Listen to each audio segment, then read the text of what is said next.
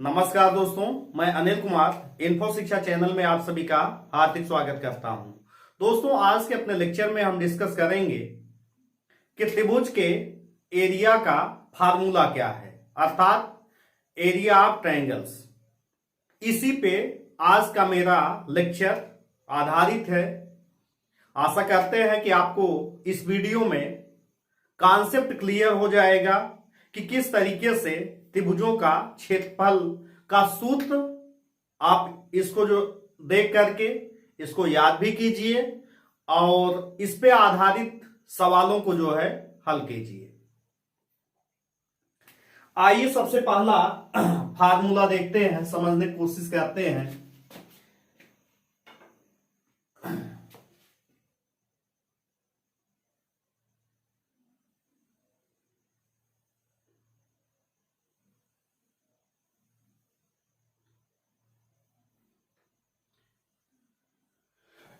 ये अगर मान लीजिए एक रेक्टेंगल है, रेक्टेंगल यहां बन गया ए बी सी और डी। अब आप यहां क्या देख रहे हैं कि ये रेक्टेंगल है, इसका एरिया आपने क्या पढ़ा हुआ है कि अगर ये एल है, ये बी है और एक मिनट, ये एल है, ये एल है, ये बी है, ये बी है, यानी कि लेंथ और ब्रेथ, लंबाई और चौड़ाई।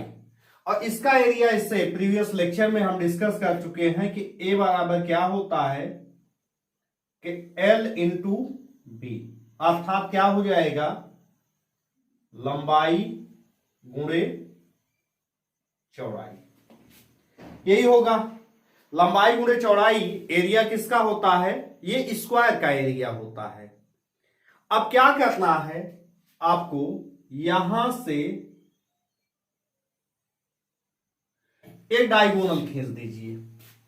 अब ये बताइए, जब पूरे का एरिया L इंटू बी है तो अब इसका एरिया हमको चाहिए, ये आधे हिस्से का।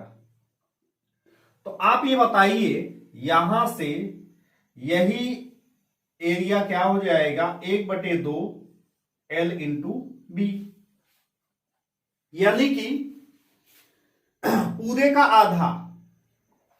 इसका मतलब 1/2 गुणे लंबाई गुणे चौड़ाई। ये फार्मूला एराइज हुआ। यहां पे पूरे का एल बी है तो आधे का क्या हो जाएगा, 1/2 एल इंटू बी। अब आप ये बताइए, ये कौन सा ट्रायंगल यहां पे बना। इस ट्रायंगल को अगर हम देखें, ट्रायंगल कौन सा, A B C. ABC triangle यहां पे राइट एंगल ट्रायंगल है, राइट एंगल ट्रायंगल, यानी कि समकोण त्रिभुज। अब समकोण त्रिभुज का एरिया क्या होता है, यही हमको फाइंड करना है। तो क्या बना, 1/2 इंटू, ध्यान रखिए अब हम लंबाई और चौड़ाई को यहां बदलने जा रहे हैं। क्योंकि आप ये समझ गए कि 1/2 गुणे लंबाई गुणे चौड़ाई अगर निकाल दिया गया तो यही एरिया समकोण त्रिभुज का बन गया। तो यहां पे अब करना क्या है, तो 1/2 गुणे क्या बना है, बी गुणे एल या एल गुणे बी। अब ध्यान रखिए, इसको हम साइड या ऐसा करते हैं, ए बी गुणे बी सी, ये किया जा सकता है।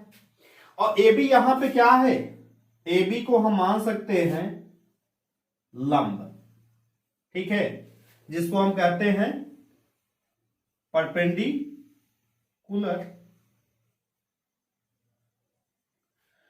और बीसी को क्या कहेंगे, अगर ए बी परपेंडिकुलर ले लिया गया तो बीसी क्या हो जाएगा, आधार। आधार यानी कि बेस। अब इसीलिए ये फार्मूला क्या बन जाएगा, 1/2 गुणे लंब गुणे आधार, या ये बन जाएगा 1/2 गुणे परपेंडिकुलर इनटू बेस। तो इस तरीके से राइट एंगल ट्रायंगल का एरिया क्या हो गया, 1/2 इंटू लंब इंटू आधार। तो ये फार्मूला क्लियर कर लीजिए, कॉन्सेप्चुअल है और याद करना हो तो इस तरीके से। तो एक फार्मूला भी हमने निर्धारित किया, 1/2 P इंटू बी, यानी कि 1/2 गुणे लंब गुणे आधार, पहला फार्मूला, फर्स्ट फार्मूला। अब हम सेकंड फार्मूले पे बात करते हैं। सेकंड फार्मूला कौन सा, इक्विलैटरल ट्रायंगल, यानी कि समबाहु त्रिभुज का क्षेत्रफल किस तरीके से फाइंड किया जाए, इसको देख लिया जाए। अब समबाहु त्रिभुज क्या होता है, ये हम पहले ही व्याख्या दे चुके हैं कि जिस त्रिभुज की तीनों साइड इक्वल हो, 3 sides are equal, that is equilateral triangle. अब मान लीजिए ट्रायंगल क्या है, ये ट्रायंगल ABC है और इसके साइड क्या है, इसका साइड मान लीजिए A है, स्मॉल a, तो तीनों साइड इक्वल होंगे तभी इक्विलैटरल ट्रायंगल अर्थात समबाहु त्रिभुज होगा। और तीनों का कोण कितने होंगे, 30 डिग्री, ये भी 30 डिग्री और ये भी 30 डिग्री। यहां से क्या कीजिए, एक परपेंडिकुलर यहां पे खींच दीजिए। पहले आप समझ लीजिए, इसको रट लीजिएगा। दोस्तों चैनल सब्सक्राइब नहीं किए हैं तो सबसे पहले चैनल को सब्सक्राइब करके बेल के आइकन पे क्लिक कर दीजिए, जिससे जो भी वीडियो अपलोड करें उसकी जानकारी आपको जो है तुरंत मिल जाए। और वीडियो पसंद आ रहा है तो इसको लाइक कर दीजिए और जो दिक्कत है उसको कमेंट कीजिए और वीडियो को ज्यादा से ज्यादा शेयर कीजिए। यहां पे जब एक परपेंडिकुलर यहां पे खींच दिया गया तो ये 90 डिग्री इधर हो जाएगा, 90 डिग्री इधर, अर्थात ये साइड BC दो हिस्सों में विभाजित हो जाएगा, a/2 आधा। यानी कि अब हम एक ऐसा ट्रायंगल बना सकते हैं इस तरीके से, कौन सा, राइट एंगल ट्रायंगल। और राइट एंगल ट्रायंगल अगर बन गया, अब हमको क्या करना है कि ये साइड चाहिए, A है, मान लीजिए यहां पे O है, ठीक है, और ये पूरा साइड कितना था, पूरा साइड था A, ये हो गया a/2, ये है A, ये साइड X मान लीजिए। अप्लाई कर दीजिए पाइथागोरस थ्योरम, यानी कि x स्क्वायर इक्वल टू कर्ण के स्क्वायर में से बेस का स्क्वायर घटा दीजिए, तो a²/4 कितना आएगा, 3a² कितना आ गया, 1 मिनट, 4a² माइनस a², चूंकि इसको बटे करके घटाएंगे तो 4a² माइनस a²/4 कितना आ जाएगा, 3a²/4।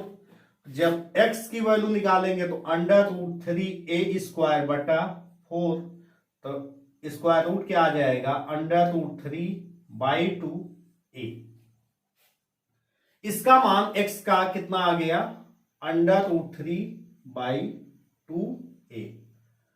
अब आप ये बताइए, राइट एंगल ट्रायंगल का एरिया आपने निकाला है, क्या होगा, 1/2 इंटू परपेंडिकुलर कितना, √3/2a इंटू a/2।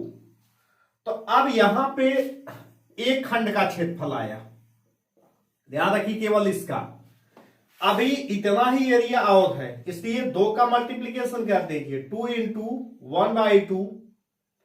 अब पूरे का एरिया आ गया, किसका एरिया, ट्रायंगल ABC का एरिया। तो 2 का गुणा इसलिए हो जाएगा कि इतने का अगर ये है तो दोनों का डबल हो जाएगा, 2 into 1/2 into √3/2a into a/2। तो दो दो से कैंसिल, कितना आ जाएगा √3/2 3/4 a स्क्वायर। अब ये इसका फार्मूला बन गया, इक्विलैटरल ट्रायंगल का एरिया क्या बन गया √3/2 a स्क्वायर, यानी कि इसको लिख सकते हैं, बार बार 2 आ रहा है, ये 4 होगा, √3/4 इंटू साइड स्क्वायर, ठीक है। या इसको ये कह सकते हैं कि √3/4 इंटू भुजा का स्क्वायर। ये फार्मूला यूनिवर्सल फार्मूला, अब यूनिवर्सल नहीं बल्कि इक्विलैटरल ट्रायंगल का आ गया, समबाहु त्रिभुज का क्षेत्रफल। तो सीधे कई बार क्वेश्चन जो है दे दिया जाता है और आपको जो ये उत्तर निकालना होता है, एरिया निकालना होता है। अब इसके बाद ध्यान रखिएगा,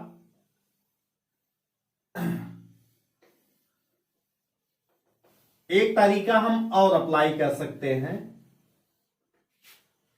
पूरे का एरिया निकालने के लिए इक्विलैटरल ट्रायंगल का।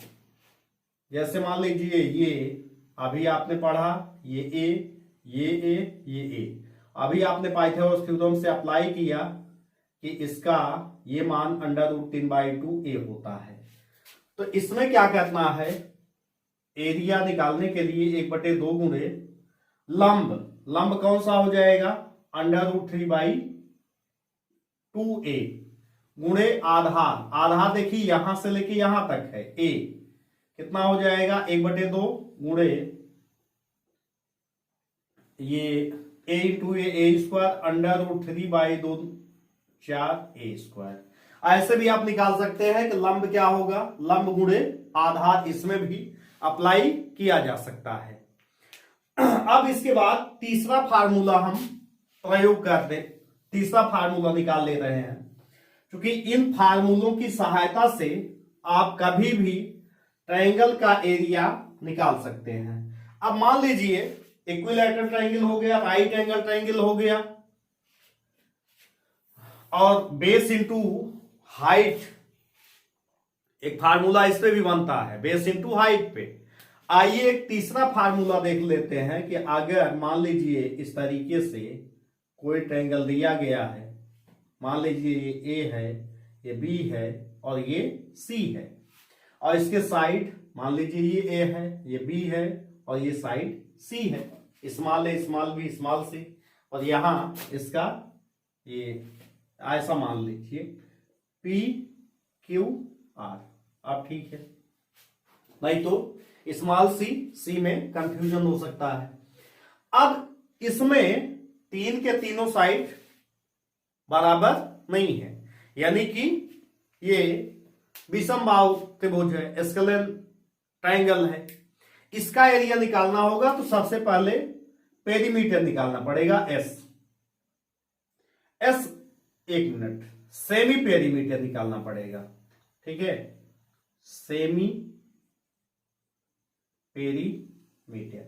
और सेमी पेरीमीटर का फार्मूला होता है a प्लस बी प्लस सी, ये तो पेरीमीटर हुआ, सेमी पेरीमीटर यानी कि आधा, ये हो गया।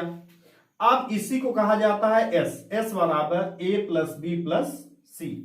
तो पहले तीनों साइड का सम कीजिए और सम करने के बाद उसका आधा कर दीजिए, तो आपको मिल जाएगा सेमी पेरीमीटर। और जब सेमी पेरीमीटर मिल जाए तो इस ट्रायंगल का एरिया क्या बनेगा, ये फार्मूला यूनिवर्सल है। जब आपको कहीं पर भी अगर तीन साइड दिया रहे, डिसाइड ना हो राइट एंगल ट्रायंगल है कि इक्विलैटरल है, कौन सा है, इस फार्मूले को जो है यूनिवर्सल फार्मूला है, इसको आप अप्लाई कर सकते हैं, एस इंटू एस माइनस ए, एस माइनस बी और एस माइनस सी। और एरिया का यूनिट हम पहले भी चर्चा कर चुके हैं, या तो सीएम स्क्वायर या मीटर स्क्वायर या फीट स्क्वायर या केएम स्क्वायर या मिलीमीटर स्क्वायर, जब भी रहेगा इसका यूनिट हमेशा वो स्क्वायर में रहेगा। तो दोस्तों आज के लेक्चर में हमने चर्चा किया है किसका, एरिया ऑफ ट्रायंगल। कई बार मान लीजिए इस तरीके का क्वेश्चन बना दिया गया कि मान लीजिए ये साइड दिया है, ठीक है, मान लीजिए बी दे दिया और इसका ये परपेंडिकुलर दिया है सी, ठीक है। तो आपको क्या करना है, जब हाइट मिल जाए किसी भी ट्रायंगल की हाइट, मान लीजिए ये एच है, हाइट के लिए ज्यादा उपयुक्त लेटर क्या होगा, एच होगा। तो आप सीधा सीधा यहां से प्रयोग कर सकते हैं कि एरिया बराबर 1/2 into base, base into height.